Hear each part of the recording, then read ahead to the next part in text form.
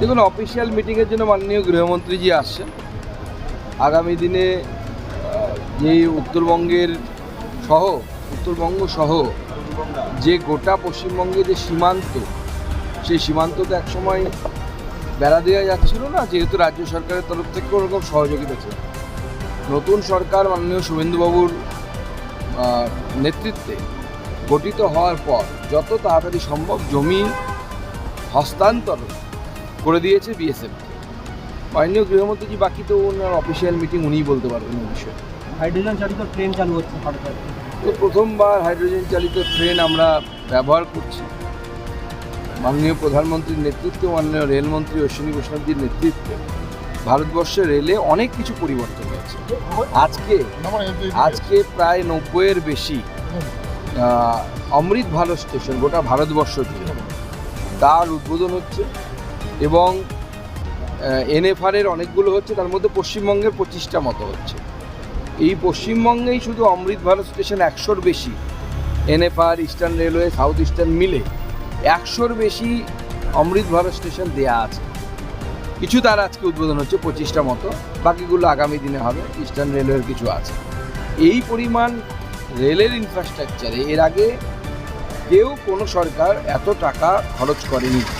তারই একটি উদাহরণ হচ্ছে হাইড্রোজেন চালিত ইঞ্জিন। এই ইঞ্জিন পলিউশন হয় না, কারণ হাইড্রোজেন যখন আমরা পোড়াই বা জ্বালাই, কম্বাসন করি যাকে বিজ্ঞানের ভাষাতে, তার যে বাই প্রোডাক্ট তৈরি হয় সেটা হচ্ছে H2O বা জল। অন্য ক্ষেত্রে পেট্রোলিয়ামের ক্ষেত্রে কার্বন ডাইঅক্সাইড, কার্বন মনোক্সাইড, বিভিন্ন ধরনের গ্যাস উৎপন্ন হয়, যে গ্যাসগুলো অত্যন্ত ক্ষতিকারক এবং পরিবেশ বান্ধব নয়।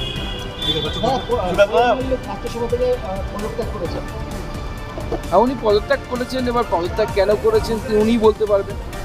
তবে বিগত দিনে দেখেছি যারা আমাদের নেতাদের সাথে দেখা করেছেন তারা প্রত্যেকেই আবার বিজেপির টিকিটে আসতে চেয়েছেন, কারণ তাদের এখন অনেকটা সময় বাকি। কোয়েল মল্লিকের তো মনে হয় প্রায় 5 বছর বাকি, 1 বছরও হয়নি মনে হয় এখনো।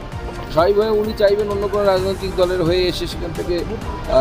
ঠিক এই জায়গা থেকেই বলছি, মানে শ্রমিকরা যেমন বলেছিলেন দল বদলের জায়গা আর নেই, কিন্তু আপনার অবস্থানটা একটু অবস্থানটা বদলাচ্ছে যে আসতে পারেন বা আমাদেরও আপত্তি নেই। হ্যাঁ, নিচের তলায় কেউ আসবে না, শিলিগুড়িতে কাউকে নেব। উপরতলায় আসতে পারে, উপরতলায় আসতে পারে বলতে বলেছি আমি আগে, যেটা এখনও বলছি, দেশের স্বার্থে মহিলা সংরক্ষণ বেশি জরুরি।